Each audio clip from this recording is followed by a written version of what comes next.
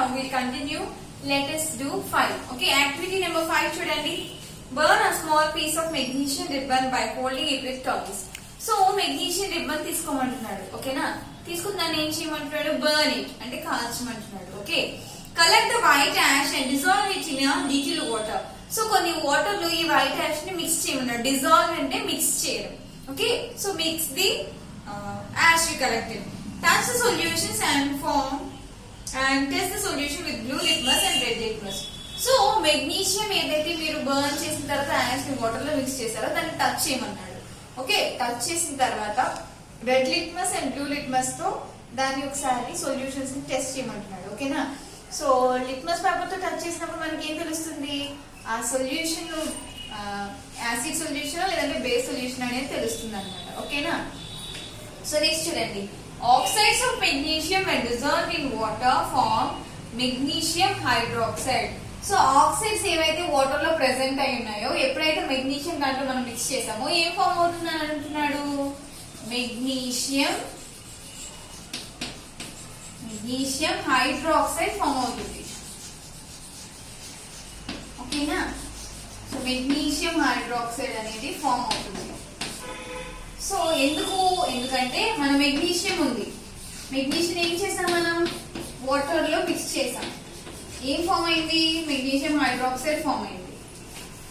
Okay, so ఇదే విధంగా ఇంకా డిఫరెంట్ ఆక్సైడ్స్ తీసుకోమంటున్నాడు. ఏంటి? Potassium. What are they? Potassium and sodium.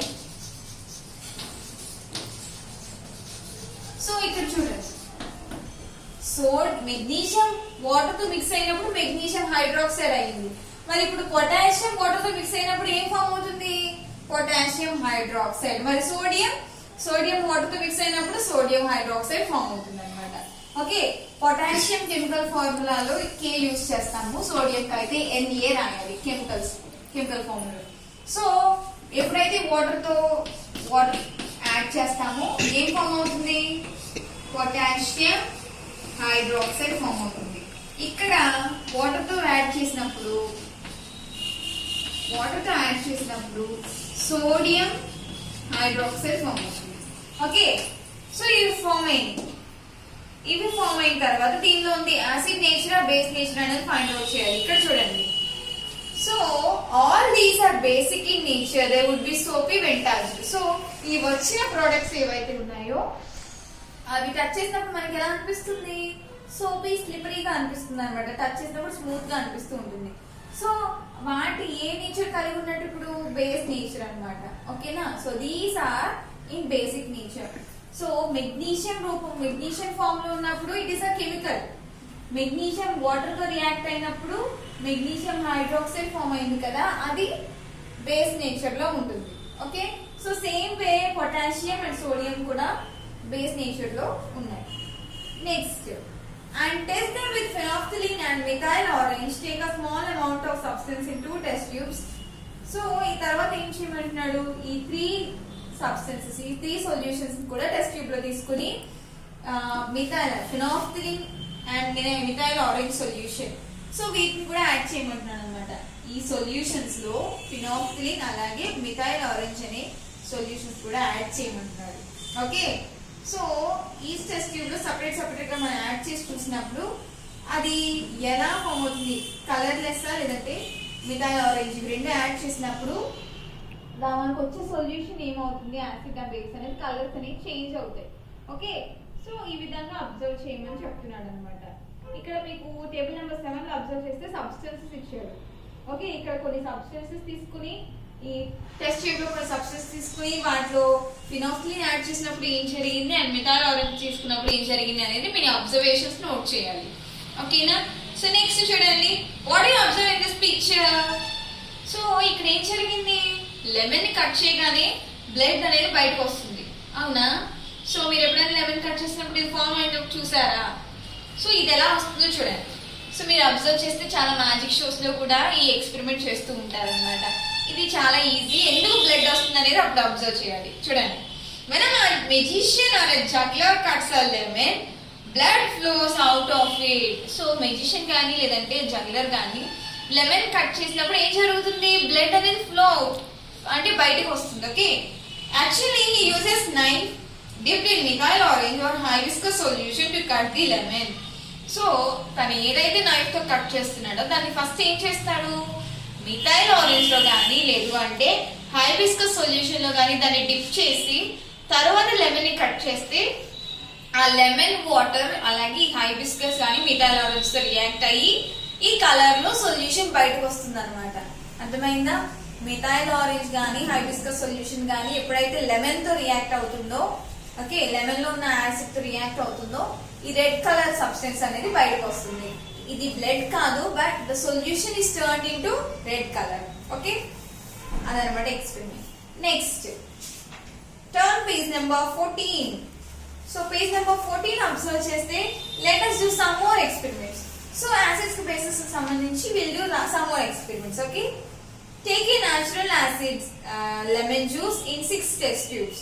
Okay, 6 test tubes తీసుకుని వాటిలో ప్రతి దాంట్లో కూడా లెమన్ జ్యూస్ ని వేయమంటున్నాడు. Okay, then add copper, zinc, magnesium, iron, brass and aluminium pieces.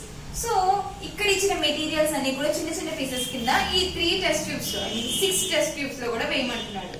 Okay, దాని తర్వాత మీ అబ్జర్వేషన్స్ నోట్ చేయమన్నాడు. Next light a match stick and introduce it in the test tube. So వేసిన తర్వాత ప్రతి టెస్ట్ ట్యూబ్ దగ్గర కూడా తీసుకువెళ్ళి లైట్ చేసిన మ్యాచ్ స్టిక్ ఉంటుంది కదా, దాన్ని తీసుకెళ్లి చూడండి, వెలుగుతున్న దాన్ని ఏం జరుగుతుందో చూడాలి.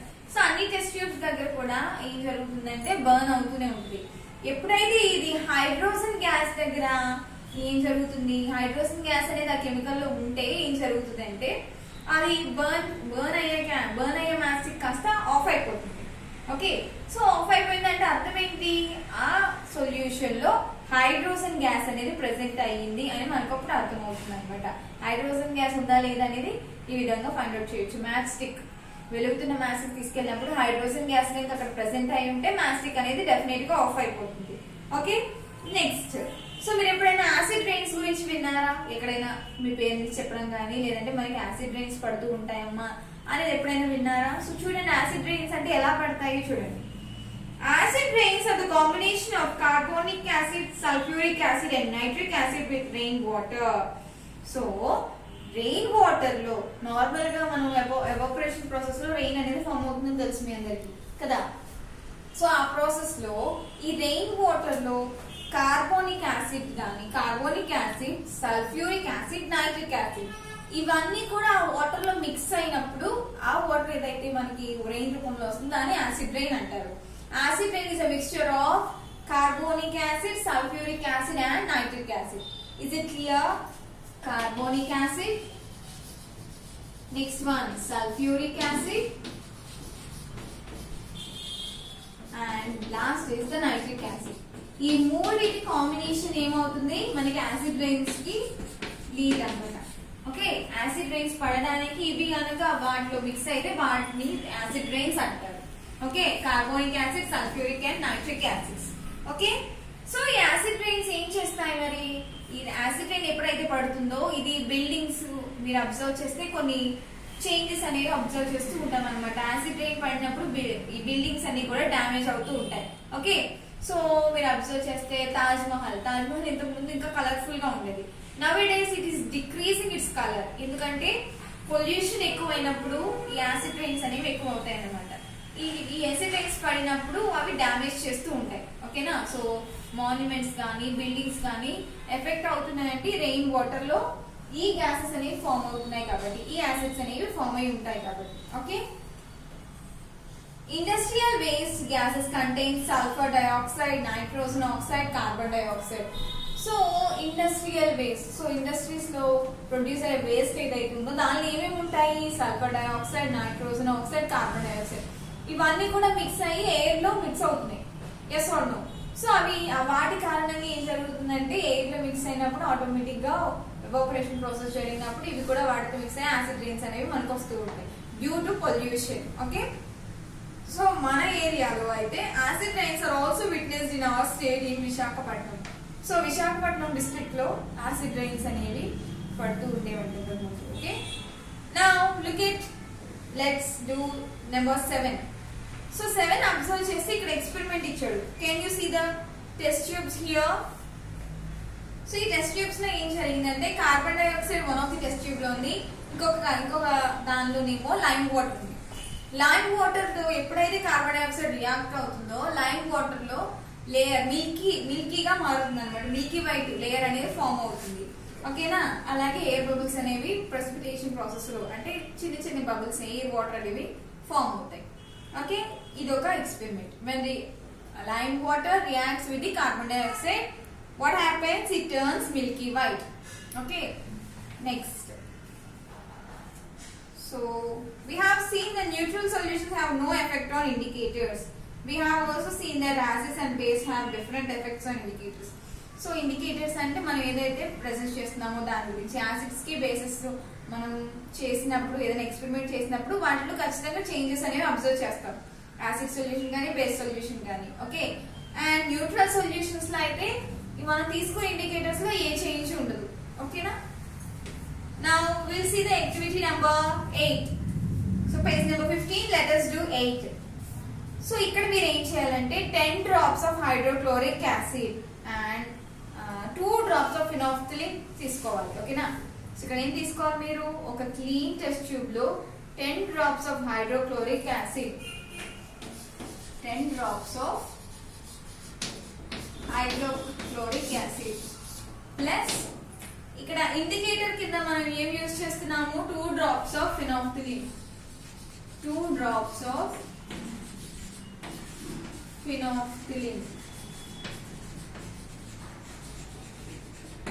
Okay, so HCl and phenolphthalein తీసుకున్నాం. Next now add caustic soda solution.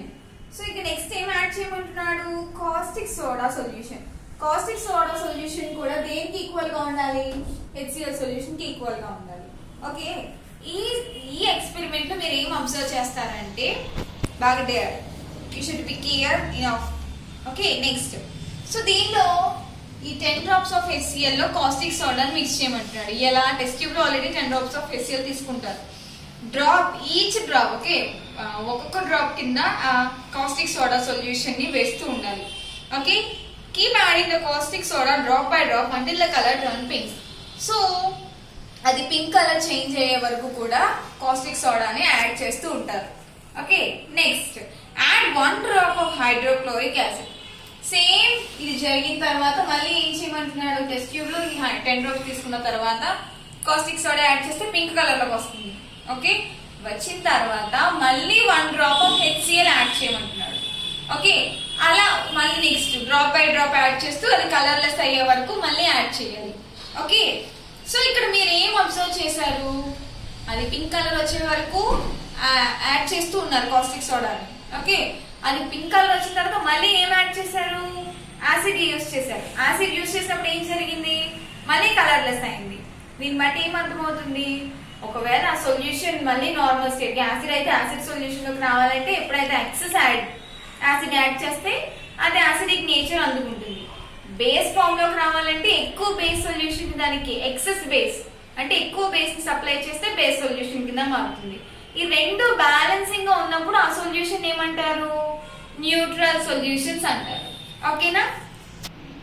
Next fertile land organic manures. So fertile land చక్కగా మంచి పంటలు మంచిగా ఉండాలంటే ఏం చేయాలి? ఆ ల్యాండ్ ఎలా ఉండాలి? ఫర్టైల్ గా ఉండాలి. ఓకేనా? ఫర్టైల్ ల్యాండ్ ఉండాలి అంటే మనం ఎలాంటి మాన్యూర్స్ యూజ్ చేయాలి, లేదంటే ఎలాంటివి యూజ్ చేయాలి? ఆర్గానిక్ మాన్యూర్స్, కెమికల్స్ యూసేజ్ అనేది తగ్గించాలి. ఓకేనా? సో మీరు అబ్జర్వ్ చేస్తే ఇంతకు ముందు వరకు కూడా ఇంతకు ముందు కొన్ని సంవత్సరాల వరకు కూడా మనం కెమికల్స్ ఎక్కువ యూజ్ చేస్తున్నాం ఈ రీసెంట్ కాలంలో. ఓకే, కెమికల్స్ యూజ్ చేయడం వల్ల ఏం జరుగుతుంది? ప్రొడక్షన్ అనేది పెరుగుతుంది, క్రాప్స్ అనేవి బాగా పండుతున్నాయి, మంచి ఫలం వస్తుంది, బాగా ఉంది. కానీ సాయిల్ లో ఉన్న మినరల్ లెవెల్ కానీ అవన్నీ కూడా తగ్గిపోతున్నాయి. కాబట్టి మళ్ళీ ఇప్పుడు మనం ఏం స్టార్ట్ చేశారు? ఆర్గానిక్ మాన్యూర్స్ యూజ్ చేయడం స్టార్ట్ చేశారు. ఓకేనా? సో ఆర్గానిక్ మాన్యూర్స్ యూజ్ చేయడం వల్ల సాయిల్ అనేది ఫర్టైల్ గా ఉంటుంది. Okay, next the next topic is salts. Okay, when an acid or a base mixed, a chemical reaction takes place and salt is produced. So, ఒక acid base వీటి రెండింటి మధ్య reaction జరిగినప్పుడు మనకి సాల్ట్ అనేది ఖచ్చితంగా ప్రొడ్యూస్ అవుతుంది. ఓకే, సో సాల్ట్ అంటే సోడియం క్లోరైడ్ కదా. సో సోడియం ప్లస్ క్లోరైడ్ ఇవి రెండు రియాక్షన్ జరిగినప్పుడు సోడియం క్లోరైడ్ సాల్ట్ అనేది ఫామ్ అవుతూ ఉంటుంది. ఇక్కడ so hydrochloric acid solution with caustic soda, sodium hydroxide solution is salt, sodium chloride is on. So sodium chloride ఎప్పుడైతే కాస్టిక్ సోడాతో రియాక్ట్ అవుతుందో సాల్ట్ అనేది ప్రొడ్యూస్ అవుతుంది. కాబట్టి ఏ యాసిడ్ బేస్ రియాక్షన్ జరిగినా సాల్ట్ అనేది యూజువల్ గా ప్రెసెంట్ అవుతూ ఉంటుంది అనమాట. నెక్స్ట్ చూడండి, ఇక్కడ salt which changes blue litmus. So salt ఏదైతే బ్లూ లిట్మస్ ని రెడ్ గా మారుస్తుందో అది ఎసిడిక్ సొల్యూషన్. సేమ్ ఇంతకు ముందు నేర్చుకున్నాం కదా యాసిడ్ సొల్యూషన్ లిట్మస్ పేపర్స్ ఎలా మారుతాయి, బేస్ సొల్యూషన్ ఎలా మారుతాయి, సేమ్ సాల్ట్ సొల్యూషన్ లో కూడా అదే విధంగా మారుతాయి. ఓకేనా. సో రెడ్ నుంచి బ్లూ టు రెడ్ అయితే యాసిడ్, రెడ్ టు బ్లూ అయితే blue basic. Okay, basic salts అని అంటారు. ఇక్కడ మీ టేబుల్ ఫామ్ బాగా చదవాలి. ఈ టేబుల్ ఫామ్ లో ఏమి ఇచ్చాడు, uses of acids, bases and salts.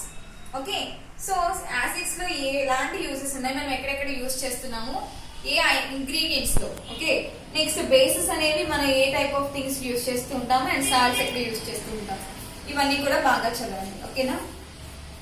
So learn the lesson once again. Thank you.